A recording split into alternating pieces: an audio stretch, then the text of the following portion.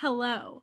My name is Liz Ashley, and I am so obsessed with supernatural that I decided to do some research Winchester style on anything and everything mentioned in the show. And though the show has sadly ended, this podcast is going to keep the family together. So, what do you say? Do you want to join me on the hunt? This podcast has a lot of reference to death and disturbing situations, so listener discretion is advised. Hello, all of my wayward spirits, and welcome to episode 34. 34. I think it's 34. I've already lost count. Haha, 34. It is 34. All right, welcome to episode 34. And today is one of my favorite episodes of this season. Today, I am talking with a very special guest. His name is Michael. He's from the podcast About Everything. And let me tell you, this episode is so interesting. We talk about so many things. We talk about Nephilims. I can't say it. I couldn't say it last time either. We also talk about Metatron. We talk about Enochian, the Book of Enoch. It is so fun, and it's filled with so much fun history and lore.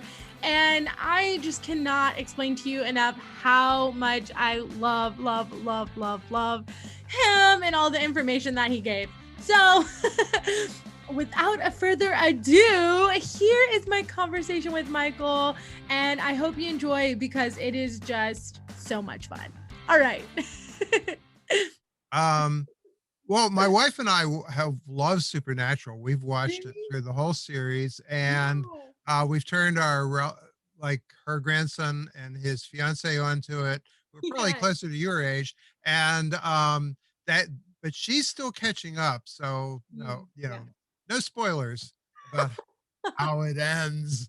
But anyway, yeah. So let's see, where do we want to start? We love the show, and a whole lot of stuff, as the listeners may be familiar with, or the viewers, um, sort of circles around this angel language, Mm-hmm. Enochian. People want to speak Yeah. Enochian, and there's actually a book that isn't in the Bible, but Mm-hmm. the character of the book is referenced a bunch of times. And the reason I know about this is because, not to get too much into religion, but I was raised Catholic, and we had Mm-hmm. this really old Catholic Bible that had what they call the apocryphal books in it. Okay. In other words, those are the books that everybody said, "Nah, we don't want to read that stuff." So I got to read some of this stuff, and I thought the Book of Enoch was fascinating because it's sort of like a commentary on Genesis. And Yeah. I think that may be one of the things that got me interested, besides the fact that my grandmother had all these old European fairy tale books that she had bought for my uncle and my Yeah. aunt, and I guess my mother too. But um, she still had them, and I got to read them when I was a kid. Yeah. So that just turned me on fantastically. Plus, I'm an artist and I have a weird imagination anyway. So that's how I got started in being interested in folklore. Yeah. And this stuff is really fascinating. And I guess the first thing we should do is talk about who this Enoch guy is, right? Yeah. Yeah. Yeah. So yeah, it's really something to have a whole bunch of books named after you, that, and then be sort of exiled from the Bible. But it's true. When they found are you familiar with the Dead Sea Scrolls? Yeah. Yeah. Okay. When they found those at Qumran, um, and they finally figured out how to unroll them without them disintegrating, they Yeah. found all these fragments that were books of Enoch. And so at one time or another, this must have been a very popular thing. And a lot of them are what we call apocalyptic. Yeah. So they deal with prophecy and the end of the world and stuff. But the ones we want to talk about actually deal with the book of Genesis. Okay. Yeah. So first off, who was Enoch? Enoch was one of the early patriarchs, starting with Adam. Okay. So he was the seventh lineal descendant of Adam. And he lived, like most of these guys, a Mhm. fairly long life. He lived to be about 375 years old, is the Oh wow. story, which is young because some of the other ones lived to be 700 and 800 years old. Like Noah lived a really, Oh, really long wow. time. I didn't know So that. his son Mhm. was another famous name that everybody knows, especially as talking about old age, is Methuselah. All Yeah. right, is Enoch's son, and Enoch's son is Lamash, and Lamash's son is Noah. So Yeah. there's the linear descendancy. Okay, Yeah. so all kinds of stories are told about Enoch, and he wrote about his writings were to predict what would happen Mhm. because he wrote about the fallen angels, Yes. okay, Yeah. and the giants. So Yeah. um the story was that there was a group of angels, and this eventually became associated with what we modernly think of the devil and, Mhm. demons and stuff like that.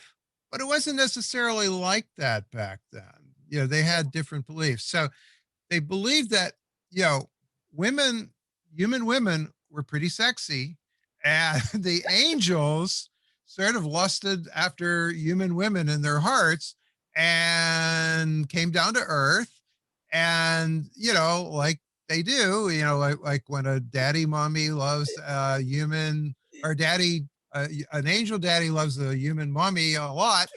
They have children, and these children were the offspring of the fallen ones. Okay, so these creatures um, were called giants. Okay, Yeah. and they were called the Nephilim.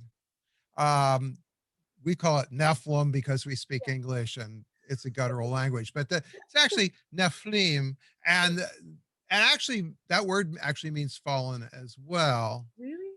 I didn't know. Yeah, it does. Cool. So That's these are the cool. fallen children of the fallen. And Yeah. supposedly it was the Nephilim who taught all kinds of arts to humanity. They taught Mhm. them how to work metal, Yeah. they taught them more skillful agriculture and Mhm. architecture and things Yeah. like that. They also taught them to make weapons of war. Yeah. And the most horrible thing in the world, they taught the women how to wear makeup and be enticing. Okay, so all these are horrible crimes.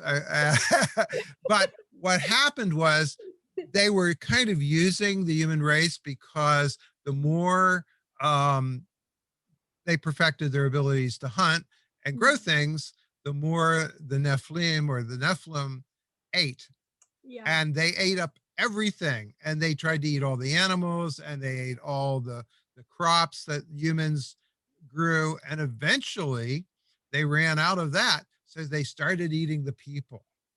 So there's a big taboo right there, is cannibalism. Yeah. Yeah.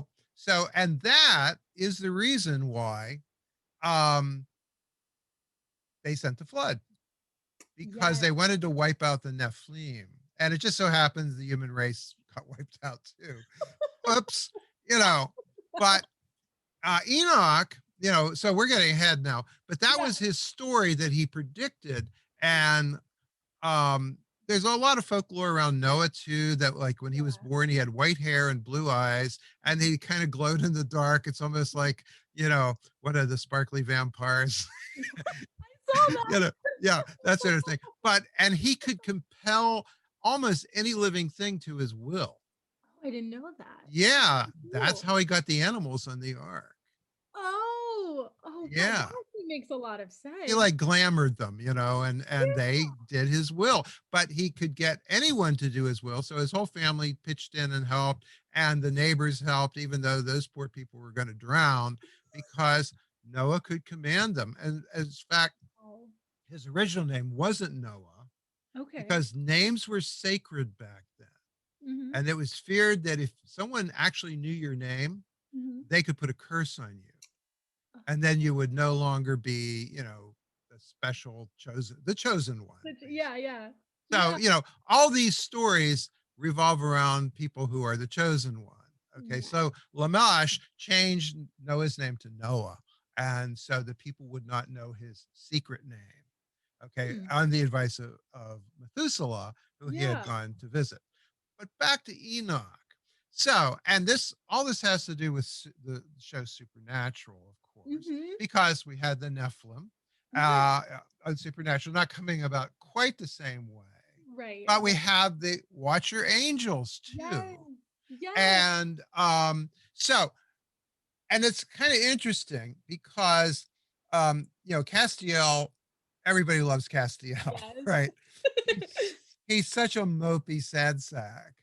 And what's really interesting is, okay, so this mythology of the Watchers, who may have been fallen to some degree, Yeah. was developed outside of all this folklore and stuff like that. It was Mhm. actually developed in a German movie called Really? Wings of Desire, in which, now wait, angels are portrayed as these sad creatures always apart from humanity. And you see them perched on buildings everywhere in cities because they're invisible, Yeah. staring at humanity and trying to guide them a little bit. And you know what they all wear? Trench coats. Yes. Yeah. And of Oh, course, there was a Nicolas Cage version of this movie made, but you have to see the original. It's I fantastic. will. That Yeah, sounds it's called Wings amazing. of Desire. I think it's a Yes. Fassbender movie. It's great. That's Um, awesome.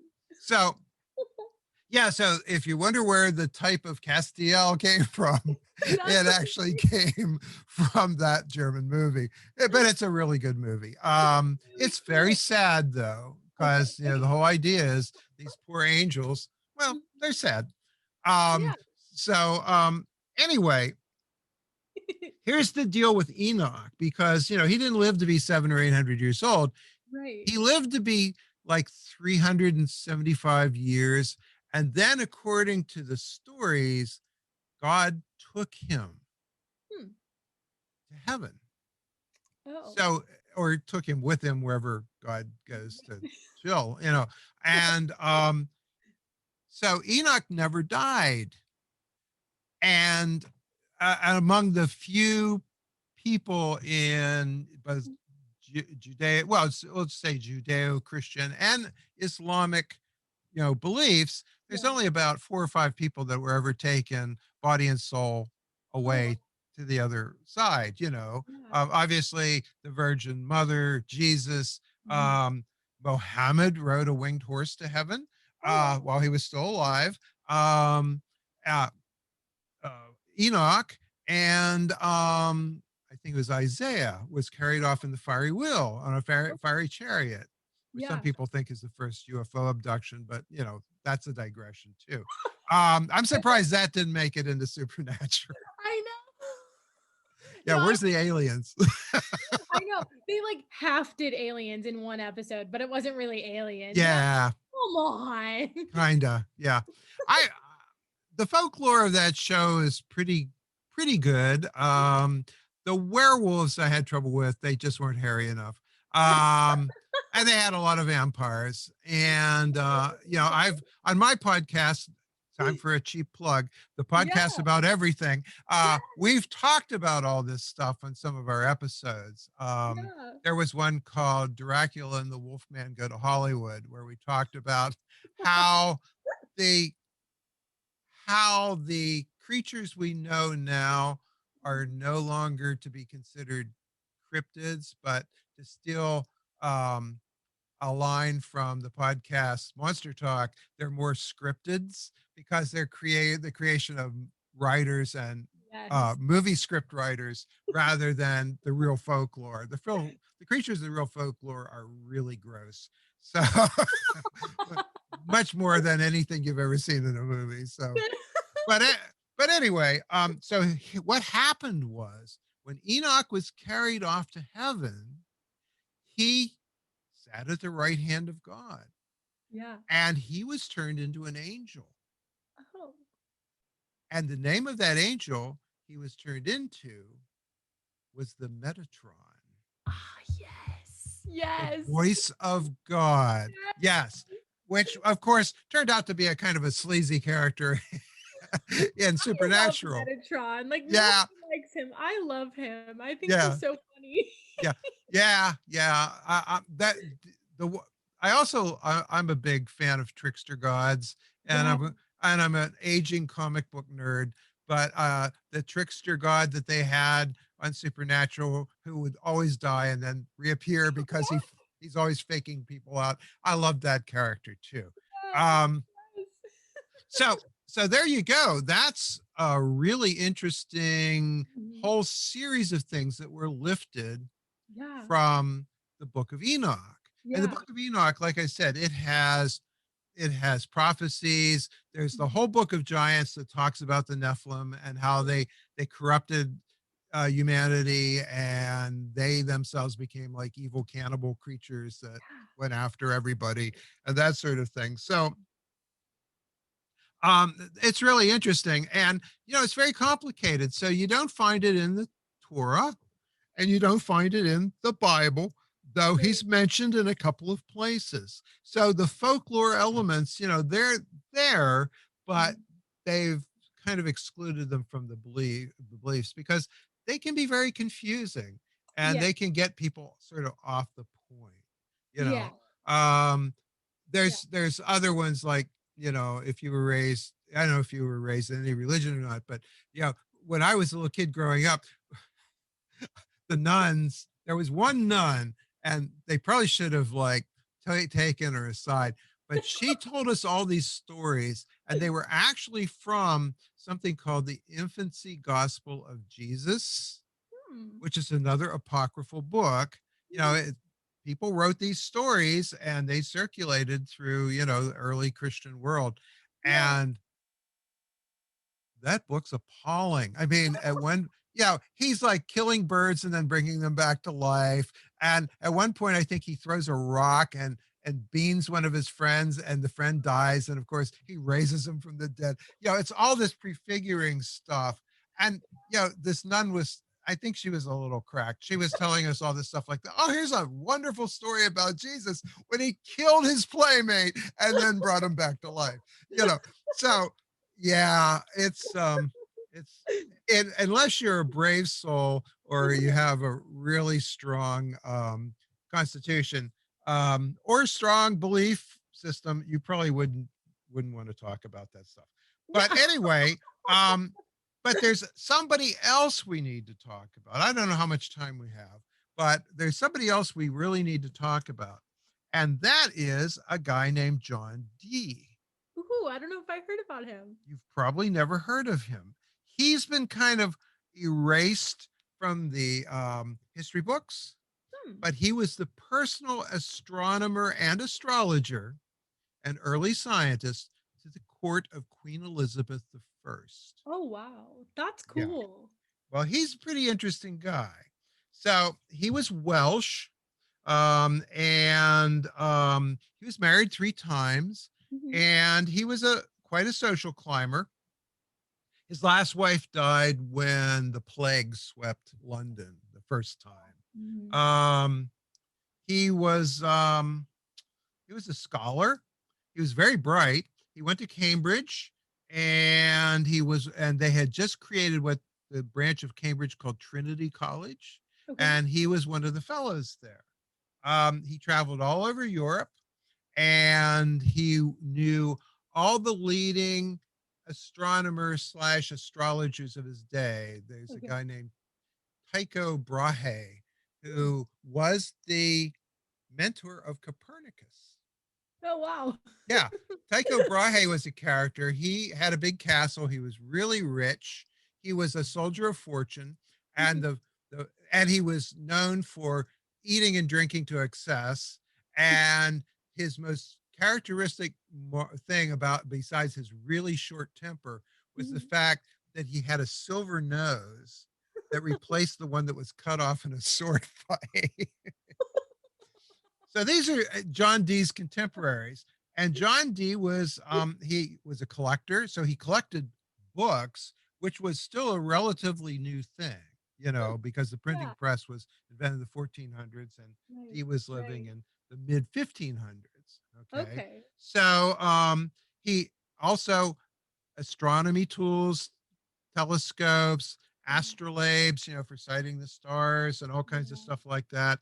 He was into maps. He was a prolific map maker, but he was also interested in metaphysics. He liked Mm. astrology and alchemy. Yeah. Okay. So Yeah. here's one of those guys searching for the Philosopher's Stone, and everybody knows the Philosopher's Stone from Harry Potter.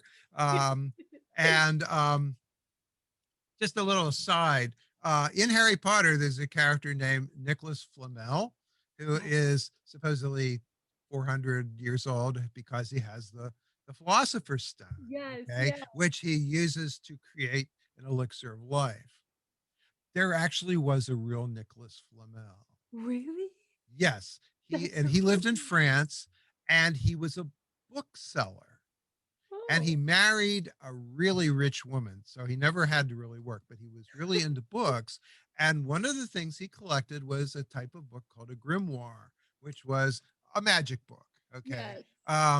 And so he acquired a reputation because, the plague was hitting Europe and especially major cities all through this time period. And he and his wife survived all this. So he got a reputation because of the types of books he dealt with, and also because of the fact that he just lived a long life and So thrived. He lived long and prospered.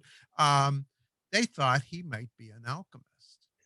There's no proof to this, but yeah. of course, Rowling used him as a character in the first Harry Potter book. That's You know, so cool. yeah, it's really neat because so much of this stuff, and folklore is ongoing. We're still creating it to this day. There's Yeah. a podcast I'd like to recommend called Yeah. Strange Familiars, Okay. and this is a guy, Tim Renner. He and his wife live in eastern Pennsylvania, and he's he's a true believer. He goes out in the woods and looks for Sasquatch and Yes. this I love that. um, specific Pennsylvania version of Sasquatch, which came from, I think, the Wampanoag Indians, that is called an abatwitch, which is a little white hairy creature that lives in the apple orchards in eastern Pennsylvania. And people have seen them, and they're little scary guys. They're not huge like Bigfoot's supposed to be, but they're Yeah. little guys, and they can be kind of nasty. So anyway, let's get back to Mr. D. Yeah. Um, so there was a big struggle between Mary, Queen of Scots, and Elizabeth I over Mhm. who was going to get to be queen, and it had to do once again with religion. Yeah. Such a great unifier. Uh, and Mary, Queen of Scots, was Scottish, but she was married to a Frenchman, Mhm. and she was Catholic. And Elizabeth, who was the daughter, one of the daughters of Henry VIII too, was Protestant, and Mhm. so there was a huge struggle. And Mary lost, and John Dee was actually accused of trying to assassinate Mary, Queen of Scots. We don't know if that was true, but he was appealing to Elizabeth at that time period. And 3 years later, she became Queen of England, and he got his position, his royal position. So he he took advantage of this. He was apparently a Mhm. fairly good astrologer, but he was a really good scientist too. So he used his knowledge of astronomy Mhm. to create star charts for navigation for ships, Oh, that's so cool. and they had superior equipment in the British Navy Yeah. and superior charts to a lot of other countries. And at one Mhm. point, the Spanish invaded Great Britain, Yeah. and they said not only was John Dee's charts very helpful, but that he summoned the storm with his magic powers that actually destroyed the Spanish Armada as they were trying to escape around the southern coast of Ireland. So there's that too. So cool. That's so cool. Yeah. Yeah. So anyway, he was working in the court, but he was always under suspicion because people were real religious, and there was that whole deal about thou shalt not um allow a witch to live from the Mm. Bible. And so he had to watch himself because he Yeah. was really interested in some very strange things. Mhm. And being an alchemist, if someone could prove it, they would accuse you of unnatural things or communing with the dead or something like that. And that Mm. was grounds for execution back then Yeah. because you were, violating the biblical codes. Right. Um, about the same time, he found they were bringing things back from the New World at this time. Yeah. He got himself a polished piece of onyx Mhm. that was created somewhere in South America and brought back to England. And it was like a mirror, is what it was. But he used it for a practice called scurrying, in which Oh. you would peer into the mirror Mhm. and see if you could see shapes and forms. Yes, Okay. yes, I've heard of. So, and there was someone at that time who was supposed to be the master scurrier all throughout England. And his name was Edward Kelly. Okay. And Edward Kelly attached himself to John Dee. Now, John Dee was really sincere. He was ambitious, but he was really sincere, and he had true belief in what he was trying to do. He believed that, you could change base metals into gold if you had the philosopher's stone. He Oh. believed that, there was an angelic language that you Mhm. could decipher and learn so that you could actually speak, perhaps through a scurrying device, to creatures close to heaven. The Yes. problem was Edward Kelly was a complete crook. He was a total con man. They say one of his tricks was he had learned ventriloquism. So he knew how to throw his voice. So he would make voices come out of whatever object he wanted them to. And I guess he fooled John Dee because John Dee was, really, really serious about his About it. supernatural pursuits. Yeah. And so Edward Kelly and John Dee was by this time wealthy because he was attached to the court. Mhm. So Edward Kelly used John Dee's position to make a better position for himself. And the two of them embarked on a whole series of magical incantations and magical, formulas and things like that, which John Dee very patiently wrote down. It was the beginning of Yeah. the scientific method back then. You wrote That's down so all your cool. findings, you tested them again and again, and that sort of thing. Yeah. So, yeah, John Dee was very, very serious. And one of the main things he wanted to do was he Mhm. wanted to crack the angelic language. And Yes. that language is known as Enochian after Yes. Enoch. And so, when, for example, we're back to supernatural. Every time there was an uncipherable message from heaven or a hidden scroll somewhere, what was it written in? Enochian. Enochian. so, so there you go. Um, yeah. So as this Kelly guy got more and more and more and more involved with John Dee and was able to manipulate him. This is the this is the worst part of the story. He said, "Hey, John, your third wife is very young and you're pretty old. His other two wives had died. And fortunately, Mhm. women died in childhood all the time, and disease Mhm. was rampant back then. So this was his third wife, and John Dee was probably close to 60, and his wife Mhm. was in her 20s. Oh. Um, he was a rich guy, and, but can't figure that one out. Typical. Anyway, so actually, Kelly suggested that what would really seal the deal with this magic stuff is they Mhm. should trade wives. Oh my Yeah, wife swapping in the Elizabethan court. So, and so eventually, he caught on and he God. kicked Kelly out. And Kelly, and then he went back to the court and Mhm. sort of confessed a little bit to the queen that, he had been doing some unsavory things, and he was begging for the church and for the queen to forgive him, which she did. Oh, that's good. And he then, of course, shifted all the blame to Kelly, who probably deserved it because, like I said, he was a con man. Right. Kelly let out for the continent. He left England completely, hid out in Europe, and um, he actually ended up. He tried to do some magic work in Germany for one of the princes of Germany, Hmm. and it didn't work. So the prince had him arrested as a fraud.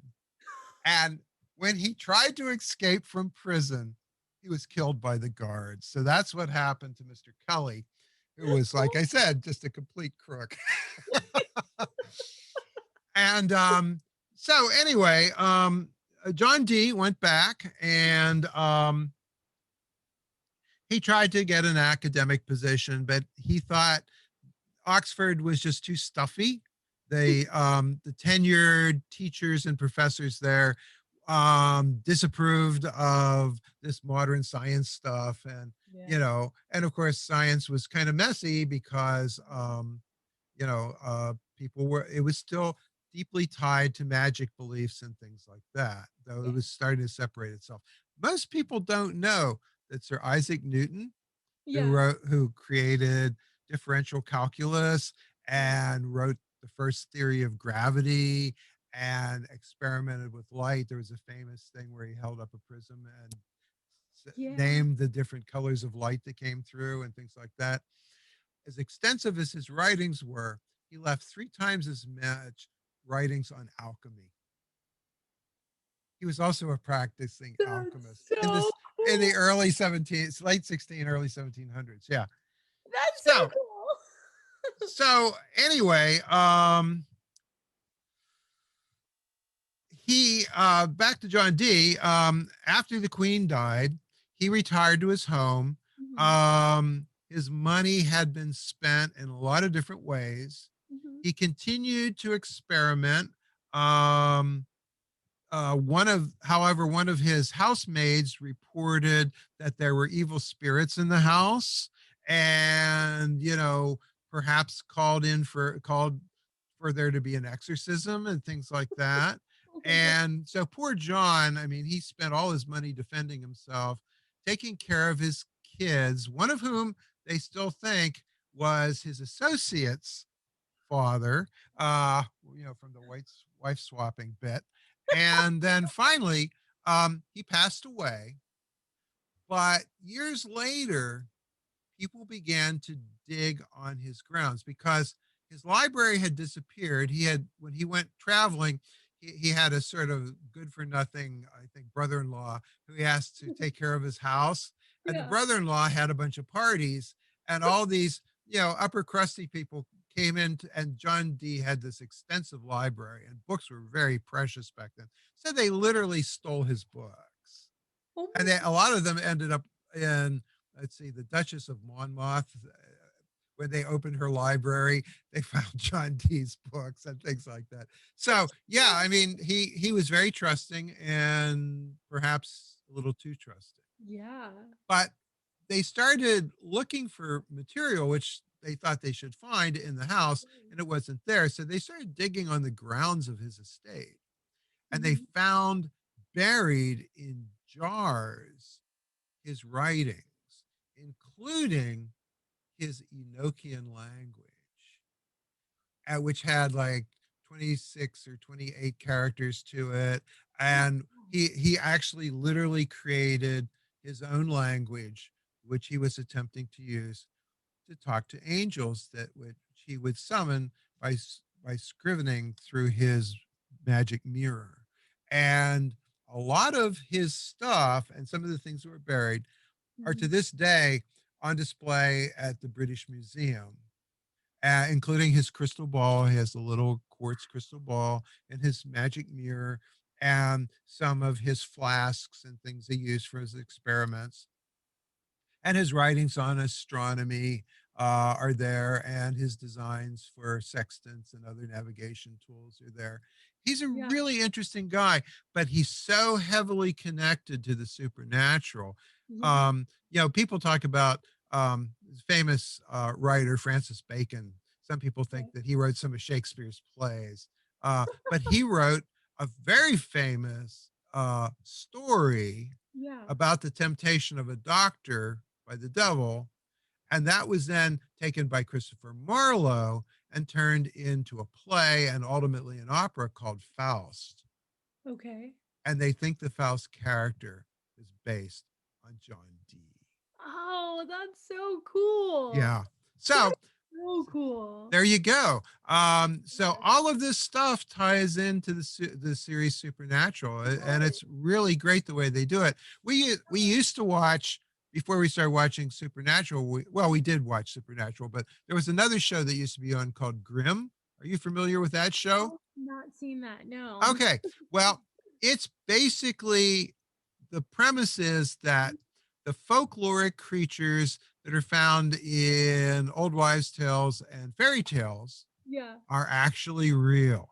And Yes. there's a whole sub race of humans with magical powers called the Grimm. That's so cool. Yeah, and they have all these different, mostly German names because the idea is whatever the brothers Grimm wrote about in Grimm's fairy tales were actually real. But I used to sit there uh, with my iPad, and when we watched the show, and I'd look up every name that they would mention. And for example, um, their name for a witch was a Hexenbeste, which means magic beast. And of course, these women look incredibly gorgeous, much like you. But when they dropped their glamour, their spell, they were grotesque hags. Sorry to any witches, practicing witches out there. I don't like to tie them into the whole hag thing because Yeah, yeah. what a friend of our family is. No, she's in her late 20s and she's a free spirit and calls herself a Wiccan. And Yeah, but that's a modern thing. it is. Um, Yeah. yeah. So and she's anything but a hag. She's really beautiful. So yeah, I always apologize to anyone who thinks or is a witch that, Yeah. I get it. No, I like that though because I do think that our society has made witches seem like so bad. It's like, but there's actually a lot of people who still practice it, and it's not what people think. Well, they were the clever folk in Yeah. Ireland and England. And frequently, these people were simply people who had extra knowledge that was passed down from mother to daughter or from Yeah. father to son, too. And they knew what phase of the moon to pick an herb to make it most effective, to make a cure. Some of those cures, didn't do anything. Yeah. Yeah. Some of them were mildly poisonous, but some of them actually are the beginnings of modern pharmacy practice Yeah. because Yeah. there was a tincture of willow bark that was used in Germany for years and years and years to cure headaches and Mhm. aches and pains. Yeah. And the chemical that's in aspirin was originally synthesized, guess where? Willow bark. So, Wow. some of it was right on the money and some of it Mhm. wasn't. But also, these women tended, when it came to women, they tended Mhm. to be midwives and they Mhm. tended to be knowledgeable about things. So, if Yeah. a baby was going to be stillborn, they could induce an early birth and Yeah. then the stillborn baby would be taken away so it didn't kill the mother, Yeah. things like that, which made people suspicious, Yeah. you know. Yeah. And so one of my favorite horrible kings of England who came along after Elizabeth Okay. was James the First. He Okay. was like James the Sixth of Scotland because he was Scottish and he Okay. was from uh, uh, uh, the queen of what is it, the Scottish queen who was and ended up being executed, Mary Mhm. Queen of Scots, Yeah. and he was of the Stuart family. So there was nobody left to take the crown. So he Yeah. came in and he took it. And he was a very strange man. He fully believed in witchcraft. Yeah. Yeah. And this is also the same King James that commissioned the King James Bible, Oh. which was in essence the same Bible that another translator had created, but he was burned at the stake for it. So they took his translation, which was still around, adapted it some more, and that became the King James Bible. Oh my gosh. But when he got married, he married I think she was a Danish princess. Okay. And the people in Scotland were outraged. First off, they didn't want their prince, their king, to become king of England. Right. And then on top of it, he was marrying a foreigner. So some of the Scottish nationalists, which they're still around,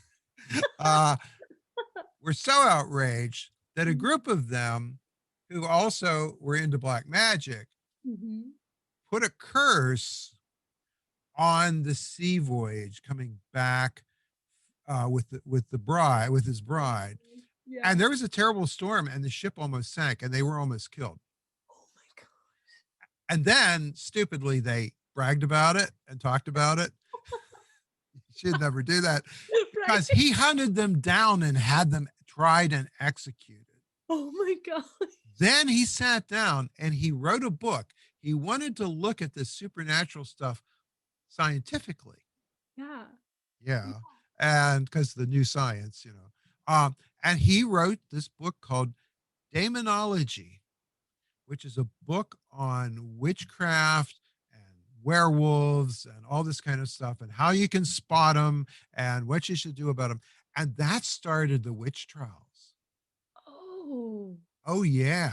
Wow. He personally tortured people who were accused of being witches until he suddenly got sick of it and realized that he had unleashed a monster. Because back then, any to use my favorite Yiddish word, any schmuck could declare himself a witch finder and literally go from little village to little village and say, who in this town doesn't anybody like? Or sometimes, who has the best farm here? Oh. And if we can accuse them of witchcraft, we can forfeit that farm. His heirs won't inherit it, and it'll be up for grabs. Oh my gosh. Yeah.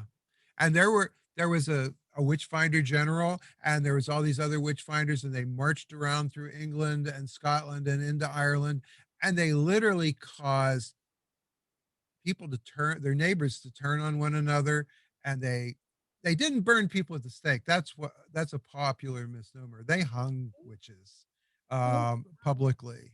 And yeah, it was awful. And of course, it made it to our country too. It made it to Salem because we're talking about roughly that time period.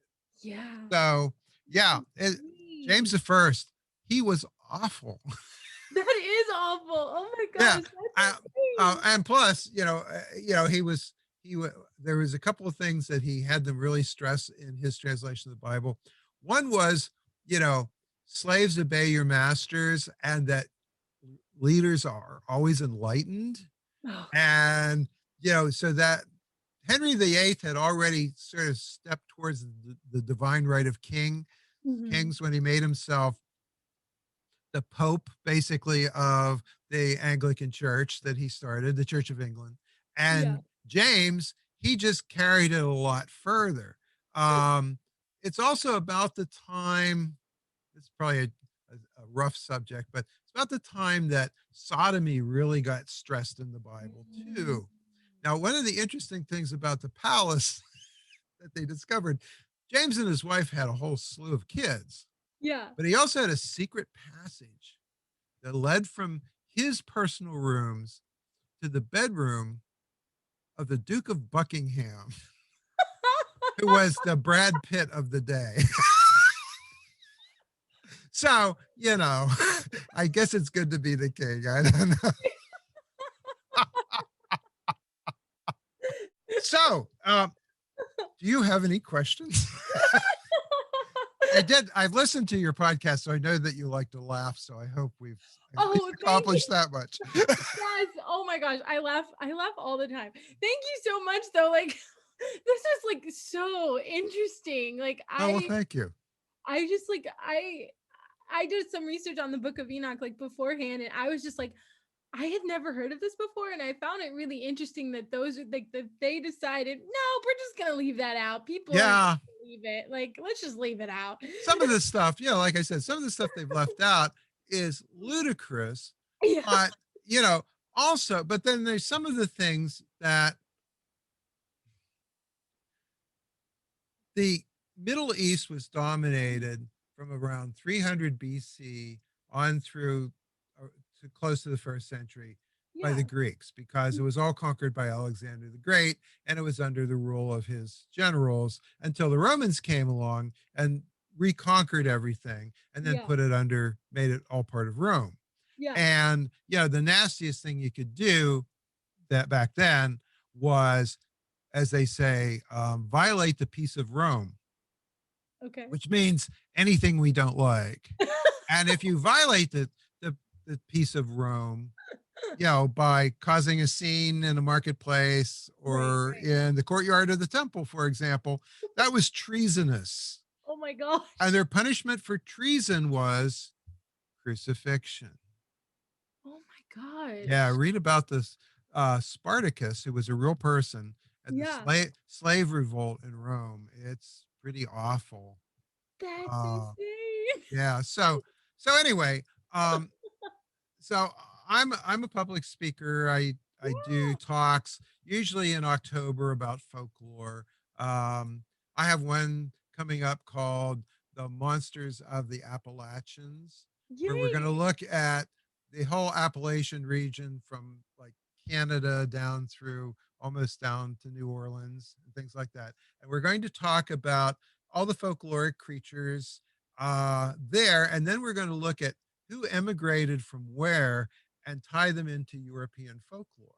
That's so cool. Because, those stories get adapted and mashed together. Yeah. And you have Scottish and Irish and English and French and some Spanish and Native American and African American folklore all coming together in this huge mishmash, which, especially in the South, becomes Southern folklore. But we have a lot of Native American stories, in the Northeast and up into Canada of all these, different spirits. Like, well, my favorite, which is also the grossest. Oh, wait a minute. I just dropped a name. Yeah, that's terrible. Anyways, there's this horrible story. It's a cautionary story about cannibalism. In the wintertime. Oh, is it the Wendigo? Oh, yeah. Thank you. It's the Winnebago. Or Wendigo. It's the Wendigo. Yeah. Yep. And I love the Wendigo. It's so horrible, but but I love it. And matter of fact, I've given ghost tours where I've actually told a story about the Wendigo, and people are real quiet after that story. It involves some people working in living in log cabins where they're working in an iron furnace, because they had before and after the American Revolution, there was iron furnaces all over Pennsylvania, and there's a horrible winter and deep snow, and they send somebody out to collect some food and get water and stuff, and they don't come back. So the next guy goes out, and he doesn't come back, but the first guy does. But it turns out it's not him. Yeah. It's the Wendigo. And out of his pocket falls a human hand that's been chewed on with a ring that the second guy always wore. And that's when we know. And then it stands up and it keeps saying, "I'm so hungry." I haven't heard that Wendigo story before. That's creepy. Oh yeah, it's a real creepy one. So oh my gosh, we have so nice ghost stories too, but yeah, this one's a doozy. So anyway, yeah. So that's the monsters of the Appalachians. So we talk about the Wampus cat. Oh, Yeah, that's a southern one. that's so Um, cool. yeah, okay. There's a term for like your my grandmother used to say it all the time. Mhm. Um, you're this is a mess. It's all catawampus. Clean Yeah, it up. Okay. Okay. yeah. So cata comes from a French word that means like four cornered. Okay. Okay. Like a room, for example. Yeah. And wampus is kind of a Scottish slang term Oh, that okay. means messed up or disordered or unnatural. Okay. Hmm. So that's where that comes from. But then That's the so cool. wampus cat is a cat, but it's a supernatural cat. It's disordered, it's unnatural. Oh, And sometimes the wampus cat just appears. It can be any size, it can be small as a mouse or as big as a bear. And you should never chase the wampus cat because you won't come back because it'll eat you, basically. And places can be haunted by the wampus cat. But that's yeah, so it's cool. another bit of, basically Southern folklore there. So, Yeah. yeah. So, That's anyways, so yeah, that's cool. what I do for my Yeah. hobby. I love that though. That's so cool. Where are your talks? Are they online or are they No, they're not online yet, but I do use them for material on the Yeah. podcast. So if people want to, and we're on all the usual suspects, when it comes to podcasts, we're on iTunes and we use Anchor to Ooh, I do publish. too. Okay, Yeah. cool, cool. Yeah. Okay, so yeah, just look for the podcast about everything, and I have sort of a semi-regular group of co-hosts. There's a Yeah. guy named Don Mast, and then there's my Wiccan friend Shelby, who we we review. There's four of us reviewed the Snyder cut Wow. of Justice League, the Justice League Oh. movie, where they took what was a fairly bad movie that was like 2 hours long and Yeah. made a fairly bad movie that was 4 hours long. Yeah, we were all brave and we sat and watched this thing and then we talked about it for about an hour and a half. It was pretty funny, That. actually. So, but yeah, we cover a little bit of everything. We talk about folklore. We talk about interesting people from history. We talk about some notorious people from history. Yeah, we it's the podcast about everything. That's so cool. That's amazing. That's so cool. Well, I want to thank you for having me on. Yeah, thank you for coming on. Seriously, this was so much fun. Like everything you said was so interesting. Well, thank you very much for having me. Maybe we can do this Yeah, again sometime. I would Maybe you can love come it. on my podcast. I mean, we're both gonna publish this one. Yeah. So yeah. But maybe you can come on my podcast and even meet some of my co-hosts too. And I would love that. we'll have a ball. And I'm hoping that our mutual friend who has the very scary podcast Yes. um will listen to this. We've been trying to do a thing with our podcast together Mhm. too because Yeah. I'm in a little town in Pennsylvania called Altoona. It's Oh, a okay. railroad town, but it's haunted all over the place. That's so cool. So Because and as you can tell, I like folklore, so I know about the yeah. hauntings and like we have So so many white lady ghosts around here. I mean, it's hard to shake a stick without hitting a white lady ghost. yes. Oh my gosh. I love that. Including the ghost of the first fashion model to hit it big in the late 1800s. One of Really? our local roads in a small town near here is haunted by the ghost of Evelyn Nesbit, the I famous think Gibson girl. that name Yeah. sounds so familiar. Oh yeah, yeah, So cool. yeah. So yeah, we have lots of stuff around here, and That's you know, awesome. yeah, so I encourage people to come and visit. I I restored the will visit. interior of a local mansion here that's also allegedly haunted, and a lot of Ghostbusters and other people um, come to Baker Mansion. So if you're in the Altoona area, come to Baker Mansion. You can look that up. You can look it up online. You can visit their website. But is a zillion supernatural websites, the metaphysical side, not the TV show, that that talk about Baker Mansion and the haunted wedding dress. Yes, I think I've heard about that. That's so cool. I'm gonna have to check that out because I'm starting to do some actual ghost hunting. Oh, good. Filming it, and so that would be so cool. I've gone on a couple of these things, and my interest is in storytelling and folklore. Yeah. And so I'm really interested in not so much is there the ghost there or are we going to see a ghost, but why is the ghost there? I'm interested in the story. And then I'm going to look at other similar stories and say, that's exactly the story of this. I wonder what the origin of this ghost story is because, the Germans came over and they were saying this or that. Yeah. Okay. Cool. Well, thanks once again. Yeah, thank you so much. This was so fun. Oh, I had a ball. Yay. And so be well. And, I hope your audience and your listeners enjoy our conversation. I'm sure mine will. And you be well and see you soon. Bye. See you later. Bye. All right.